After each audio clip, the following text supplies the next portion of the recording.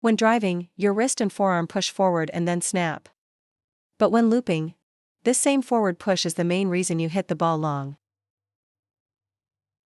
A lot of players can't generate quality on their forehand, they make errors as soon as they try to use power. When looping against topspin, like a high loop, you can accelerate in a relaxed way or with full force, it doesn't matter as much. Because when you don't use much force, the ball's arc is stable, but as soon as we apply power, we tend to make errors. This is because we haven't clarified the feeling of generating power in each phase of the stroke. For example, when transitioning from the backhand to the forehand, the feeling of the backswing should actually be very relaxed. If the ball is fast, although my backswing is quick, my arm remains in a state of not using force. The problem right now is that we are forcefully pulling the arm back during the backswing. The feeling of the backswing should be like your hand when you're lying in bed, about to sleep. During the backswing, I'm simply using my body's rotation to bring my arm back. You're not deliberately pulling your arm back. You're letting the body lead the arm. In a continuous motion, you use your body to lead your arm, just like when we stretch, but you control it to stop at the backswing position. The overall feeling is using your body to swing and whip the arm. First point, during the backswing, your arm shouldn't be held there forcefully. Second point, on late-stage acceleration, if you're going to contact the ball at a certain point, your swing should be relaxed until just before that point, not forceful from the very beginning. Using force from the start of the backswing and all the way through is wrong. You should be relaxed as you approach the ball. Starting to apply force just as you're about to contact the ball, that's what we call late-stage acceleration. If you swing with full force from the beginning of your backswing, the impact force with the ball will be too great because you're meeting its force head-on. You only want to combine forces like that when you intend to hit flat. For example, if I want to drive a topspin ball, I must open up space to generate power. But if I want to brush this ball, I need to take advantage of the high friction of a tacky rubber. Tacky rubbers and grippy, non-tacky, rubbers have different resistance and friction on the racket. So, when we want to brush the ball effectively, especially if the opponent's spin is heavy or you want to hit a power loop, my feeling is to apply force at the very moment of contact. This gives the ball more quality in the second half of its flight. And when you generate power this way, you'll be less likely to make errors. Everyone can generate power, but the reason you make errors when doing so is that you're trying to power through the ball from too far away. Your accuracy and consistency will be much different if you wait until you're close to the ball to apply force. If you can't do this, try practicing without a backswing first. Place your hand near the contact point to feel what late-stage acceleration is like.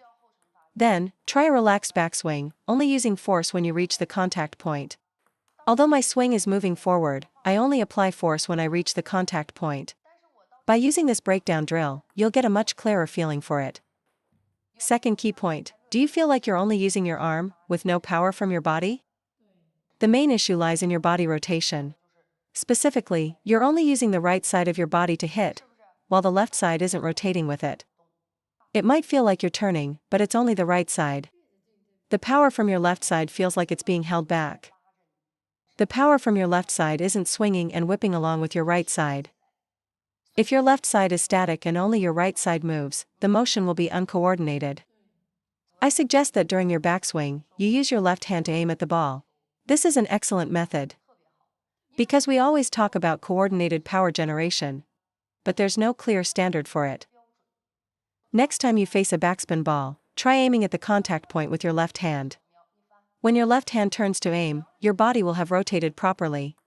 When the ball comes, get ready, rotate your body, aim with your left hand at the contact point, and then hit the ball. By doing this, isn't your left side now involved in the stroke? If your left hand doesn't move and you only loop with your right, people will say you're just using your arm. The correct motion should involve the left hand. Use your left hand to aim at the ball's bounce point. As soon as your left hand turns, your right side will naturally open up. So, when the left hand comes across, the right side naturally rotates back, allowing both sides to rotate in coordination. The biggest benefit of rotation is that, for a shorter ball, you can rotate to move into it. If you try to loop from a stationary position, you'll have to bend over awkwardly and won't be able to reach a short ball. But if your body is rotating, you can move into the shot as you turn. Topspin balls are easier to hit because you can use the opponent's pace. You may not even need a full backswing and can hit the ball in front of your body.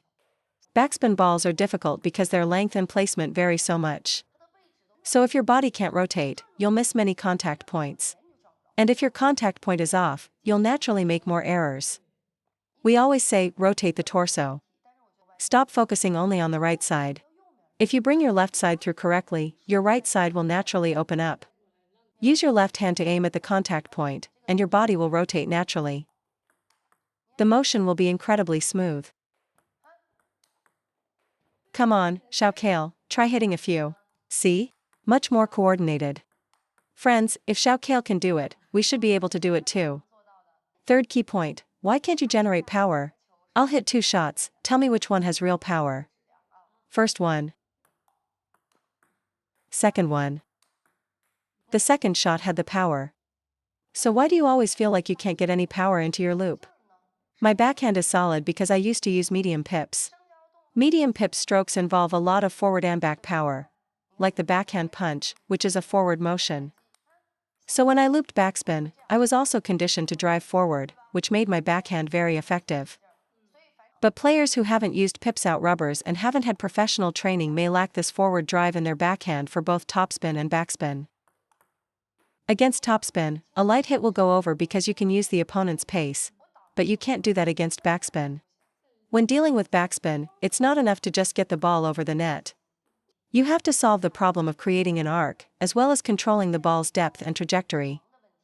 So, the most important reason you can't generate power against backspin is, in my opinion, not enough forward drive. Our first instinct against a backspin ball is to create an arc. So as soon as we touch the ball, we lift straight up, and we lift way too much. We need to learn to drive forward through the ball. The shot is actually a process of driving forward in a parabolic arc.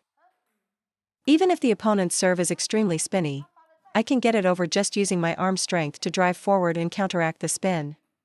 The reason you can't generate power against backspin is that you're conditioned to think that a very spinny ball requires you to create a high arc. So, the moment I touch the ball, my upper arm and forearm go upwards too early and too much. Going upwards is fine, but it needs to happen after you have driven through the ball. After the backswing, I have to drive through the ball before going up. When you do it as one continuous motion, it's correct. So, the most important thing in table tennis is this combined force. You have to think about how to effectively meet the opponent's force. Whether it's a topspin or backspin ball, my arm must have a feeling of moving into the ball. The motion is to drop down, drive forward into the ball, and then quickly break your arm. This last part is critical. So when you're looping, no matter how much spin is on the ball, remember, brushing is brushing, but driving forward is also essential. Your upper and lower arm must learn to drive, then snap.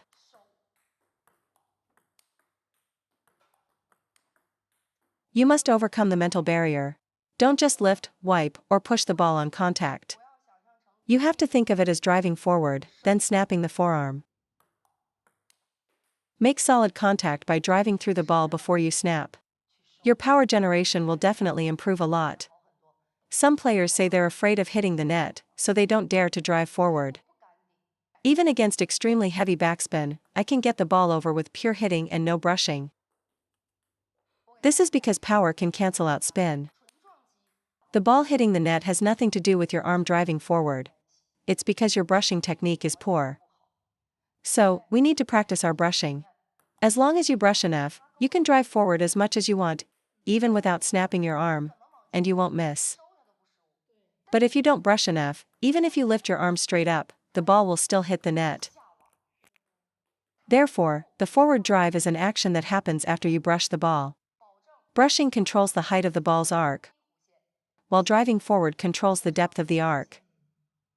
So at contact, you need to figure out how to use brushing to overcome the incoming spin. Brush well, then drive forward, and then snap the forearm.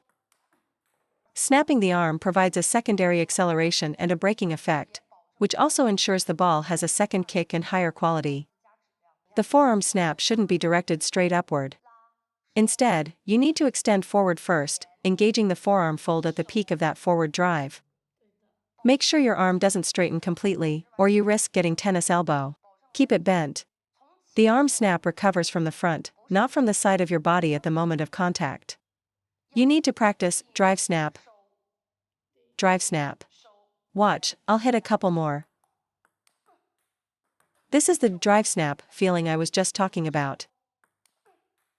If the ball goes into the net, it's because of poor brushing, not because your forward drive caused the error.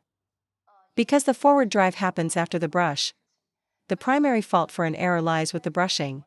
Like not using your fingers, not adjusting the racket angle, having a loose wrist, or not enough hand strength. Fourth point, why do some players often make errors when they use power? Why are many players good at driving the ball but not at looping? The problem is in the forearm. When driving, your wrist and forearm push forward and then snap.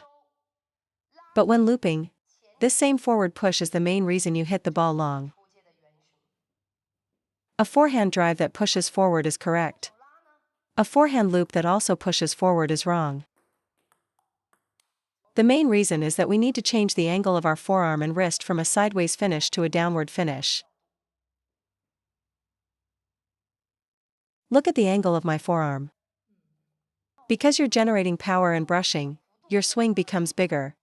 After contact, you can no longer just push forward. You must drive and press down. This drive press is what allows you to land powerful shots. If my racket face is facing the table after contact, I can use power and still land the shot. If it's facing forward, even a light loop can easily go long. The same principle applies to the backhand. If the red rubber is facing the table after contact, you can use full power and the ball will land.